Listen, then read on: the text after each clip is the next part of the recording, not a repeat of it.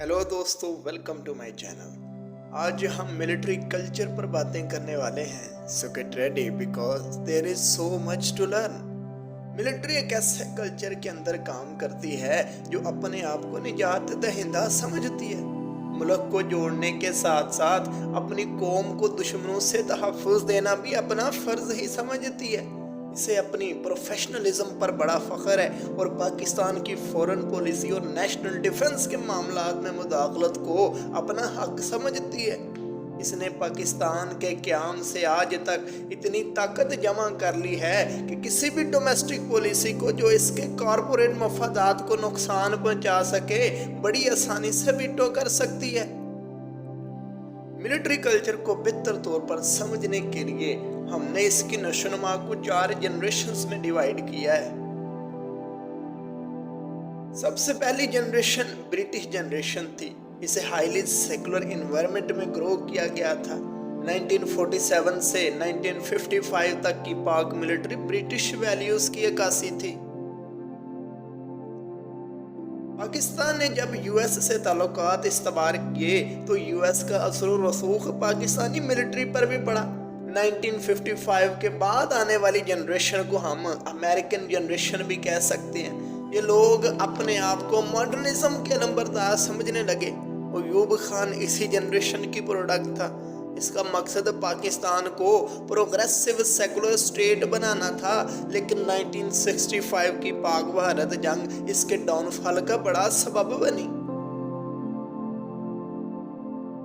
1971 की जंग में शिकस्त के बाद पाकिस्तानी मिलिट्री को दोबारा से प्रोफेशनलाइज करने की कोशिश शुरू हुई। यहाँ से फंडामेंटल इसको बड़ा रोज हासिल हुआ। जनरल ज़ियाउल हक और जनरल हमीद गुल जैसे लोग इसी जनरेशन की प्रोडक्ट थे। जब इन्हें ताकत मिली तो इन्होंने वसी तौर पर मुल्क में इस्लामाइजेशन का प्रोसेस शुरू किया। हज़ारों की तादाद में मदरसे कायम किए गए। इस एनवायरनमेंट को देखकर सऊदी अरब और ईरान ने भी मौका आजमाई की। गैर मुल्की मुदाखलत से मुल्क में फ़िरका वाराना फसादात का एक तूफान बरपा हुआ। गिलगित मैसेकर और कराची में होने वाले फसादात से हज़ारों लोगों का खून बहा। And it was all happening under the nose of military's religious fundamentalists. इनका दौर तो 15-20 सालों में ख़त्म हो गया, लेकिन पाकिस्तानी सोसाइटी पर इसके लॉन्ग लास्टिंग असरार मुरतब हुए। 1990s के बाद चौथी जनरेशन का ज़हूर हुआ। ये पाकिस्तानी आर्मी से एक्सट्रीमिज़म को ख़त्म करने की कोशिशों का नतीजा थी। पंजाबियों और पश्तूनों के अलावा मुहाजिर, बलोच और सिंधियों से भी लोगों को बड़ी तादाद में मिलिट्री में भर्ती किया गया और यूं पाकिस्तानी मिलिट्री एक सोसाइटल व्हीकल बनकर उभरी। एक चीज़ इन सब जनरेशन्स में कॉमन रही और वो है sense of superiority over civilians.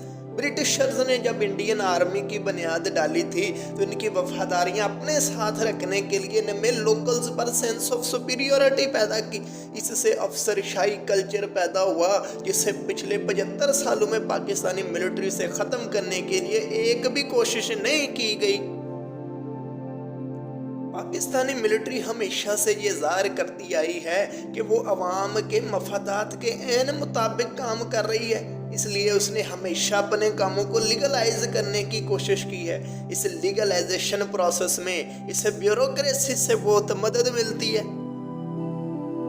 Military Jarnail समझते हैं कि मुल्क के लिए क्या अच्छा है और क्या बुरा, इसका फैसला इनसे बेहतर कोई नहीं कर सकता, क्योंकि bloody civilians don't know damn about the state affairs.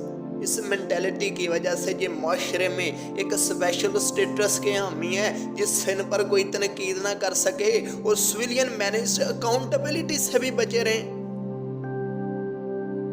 Military को सियासतदानों, सिविल सोसाइटी और मीडिया से नफरत रही है, क्योंकि इन्हें लगता है कि मुल्क का ये हाल सियासतदानों ने किया है। हालांकि ये लोग इस बात को भूल जाते हैं कि इन्होंने जमहूरी निज़ाम को मैच्योर ही कब होने दिया है। हर 10 साल बाद तो ये मिलिट्री कोप कर देते हैं। सियासतदानों में मैच्योरिटी क्या खाक आएगी। 1972 में जुल्फ़िकार अली भुट्टो ने फेडरल सिक्योरिटी फोर्स कायम की ताकि मुल्क में लॉ एंड ऑर्डर कायम करने के लिए मिलिट्री की मुदाखलत की ज़रूरत न पड़े। यानी इनकी कोशिश थी कि मिलिट्री सिर्फ बॉर्डर पर महदूद रहे और स्टेट के इंटरनल अफेयर्स में मुदाखलत का इन्हें मौका ही ना मिले। लेकिन भुट्टो को इसका खमियाजा भुगतना पड़ा, क्योंकि इससे मिलिट्री को अपने मफादात खतरे में नजर आए। जल्द ही ज़ियाउल हक ने मिलिट्री कोप करके इस फोर्स को ख़त्म कर दिया। मोहम्मद खान जुनेजो ने जब पीएम ऑफिस की पावर्स को इंडिपेंडेंटली इस्तेमाल करने की कोशिश की तो जनरल ज़ियाउल हक ने इन्हें भी पीएम ऑफिस से बरतरफ कर दिया। नवाज शरीफ को मालूम हो गया कि मिलिट्री अपनी पावर पर किसी कीमत पर भी कॉम्प्रोमाइज़ नहीं करेगी, इसलिए इन्होंने पावर शेयरिंग का रास्ता अपनाया। इस मकसद के लिए इन्होंने मिलिट्री में उन लोगों को टॉप पोजीशंस पर लाकर बिठाया जो बज़ाहिर इनके वफादार मालूम होते थे, लेकिन मिलिट्री को ये भी कबूल ना था और नवाज शरीफ को भी मिलिट्री कोप के जरिए हटा दिया गया। हाल ही में इमरान खान साहब ने अपने तौर पर फॉरेन पॉलिसी को चलाने की कोशिश की तो इनको भी पीएम ऑफिस से महरूम होना पड़ा। सवाल ये पैदा होता है कि आखिर हम गलती कहाँ पर कर बैठे जिससे मिलिट्री को इतनी ताकत मिली कि वो पाकिस्तान की अल्टीमेट रूलर बन गई। बात है 1954 की, जब पीएम मोहम्मद अली बोगरा ने बंगाल में उठती लैंग्वेज मूवमेंट को दबाने के लिए एक मिलिट्री कमांडर सिकंदर मिर्जा को बंगाल का गवर्नर बना दिया। यहाँ से सिकंदर मिर्जा को ताकत की ऐसी हवस पड़ी कि उसने सिविल एडमिनिस्ट्रेशन में मुदाखलत शुरू कर दी और जल्द ही आइन को तोड़कर पाकिस्तान का प्रेसिडेंट बन गया। और फिर मिलिट्री की स्टेट अफेयर्स में मुदाखलत कभी रुक ही ना पाई।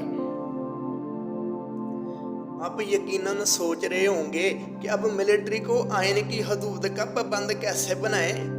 अगर आपको लगता है कि किसी दिन मिलिट्री के अंदर से ही कोई बंदा उठकर मिलिट्री में रिफॉर्म्स ले आएगा तो आप बहुत बड़ी भूल कर रहे हैं, क्योंकि मिलिट्री ने अपने कल्चर को इस अंदाज में सेट किया है कि जो ऑफिसर इसकी रिवायात के खिलाफ सोचता है वो कभी टॉप पोजीशन पर आ ही नहीं सकता। लिहाजा मिलिट्री में रिफॉर्म्स सिर्फ सिविलियन लीडर ही ला सकते हैं और सिविलियन लीडर के पास दो तरीके हैं। पहला तरीका तो ये है कि मिलिट्री और ब्यूरोक्रेसी के गठजोड़ को तोड़ा जाए। इसके लिए पहले ब्यूरोक्रेसी में रिफॉर्म्स की ज़रूरत है। मिलिट्री को अपने लीगलाइजेशन प्रोसेस के लिए ब्यूरोक्रेसी की ज़रूरत होती है। अगर ब्यूरोक्रेसी को ठीक कर लिया जाए तो मिलिट्री की ताकत ख़त्म हो सकती है। दूसरा तरीका ये है कि मिलिट्री की ताकत को मिलिट्री के अंदर ही डिसॉल्व कर दिया जाए, यानी चीफ ऑफ आर्मी स्टाफ की पावर कम करके chairman joint chiefs of staff committee को पावर दी जाए। क्योंकि ये पोस्ट एयर फोर्स और नेवी ऑफिसर्स को भी मिल सकती है, तो कोशिश करके एयर फोर्स और नेवल ऑफिसर्स को ये पावर ट्रांसफ़र की जाए ताकि आर्मी की ताकत को तोड़ा जा सके। नेवी और एयर फोर्स में रिफॉर्म्स लाना भी आसान काम है, क्योंकि ये छोटी फोर्सेस हैं और इनका कल्चर तब्दील करने के लिए टाइम कम दरकार होगा। लेकिन इस सारे प्रोसेस में अवाम की सपोर्ट नहायत ज़रूरी है, क्योंकि मिलिट्री और ब्यूरोक्रेसी स्टेट मशीनरी है।